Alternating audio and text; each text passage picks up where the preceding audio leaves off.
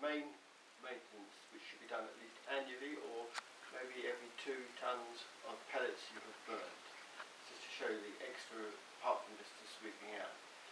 Now we've built a little mock-up here of the combustion chamber for you to see, and the normal thing is you would see this door, which you would take off to do your vacuum cleaning, like that, and put that to one side. Okay, so when you've opened it up, this is what you'll see inside, and you can just lift off your cogwheel as you do when you're sweeping and clean it out. Now one of the things I said when you did the vacuum cleaning out was to check the slots, and we're now going to show you how to remove that ring to clean out those slots in there, and we can have a look at the slots closer when we've got it out. So to take the ring off, you need the Allen key and a 10mm spanner, and you can do it all through the front here. So I have cleaned these up ready, so you can just put that on the 10mm spanner underneath and whiz that off. You can leave the bolt in there. Oh, can't do that. You can do it like that. Cheating. Remove that. And finally the third one at the back, which is the most awkward. And release it with the spanner, and then once the spanner's loose, you can do that. Third nut out, and then we can lift the ring off and take it out to our slot. This leaves us with the main combustion bowl, and the main thing we must do here is, you can see this, it's like a hard, brittle, black clinker. You take a screwdriver and just knock as much as you can off, and then vacuum clean it out. It's only carbon. It's where you've got some gooey pellets and it hasn't quite combusted. So it can only be done once every 2 or 3 tons worth of burning. This surface should be nice and clean and reasonably smooth, and you're ready. Okay, here's the ring we removed. First of all, I'm going to say I've cheated a bit, because when they come from the factory, or they did, they had slotted screwdrivers in, slotted head machine screws. I've been taking them out, but there's a few at the very beginning didn't, because it's very awkward getting a slotted screwdriver in there. So if you haven't got the slotted screwdrivers, email me and I'll send you a set of an Allen key and 3 bolts and nuts. Always remember to put copper grease on them when you put them back in there. It does help the next time. And if you do it regularly, life becomes very easy. The function of the slot here is to provide air for the combustion. It comes in, up, and comes out these slots. They must be clean. You can do it with a hacksaw blade and just clean them all out regularly. Because they do clog up with, like that one there, it's clogged up solid, and it's quite hard.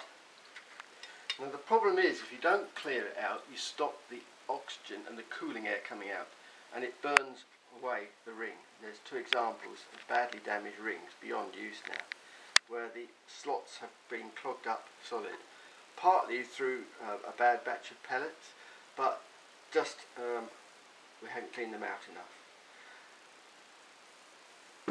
Here's a new one, and you can see all the slots all even and nice. They're about 1.5 mm wide, and we just run an angle grinder down them to make sure they're okay.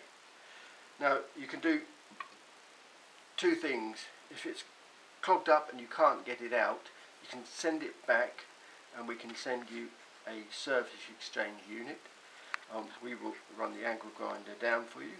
You can buy a spare one and put the new one in and send it back for if it's clogged up at all, and we can do whichever way is easiest and which you like the best. Sometimes it's easy to have a spare. The price will be listed on the internet shortly. So having cleaned it all up like that, we can then put it back in place and just bolt it all back down, the reverse the taking out.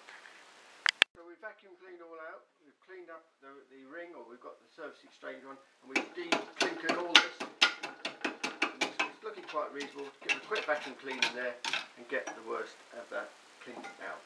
You can then just put your 3 bolts in, I find it easier to do it that way around. Remembering to put, again, must remind you, please put copper slip on. It makes life so much easier. And then through the hole, you can just juggle it in place until they drop down. 1, 2, 3. And again, just pop the screws on. Bit of a nightmare, but you get used to it. Either you can do it or your service engineer can do it. And just spin it on. There's no need to tighten them up too much. If you over tighten them, you'll just have a heck of a job getting them off afterwards.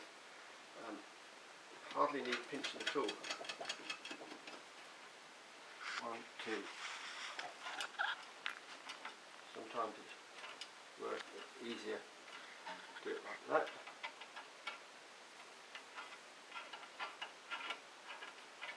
So I just hold them in my fingers and just tighten them literally just beyond finger tight.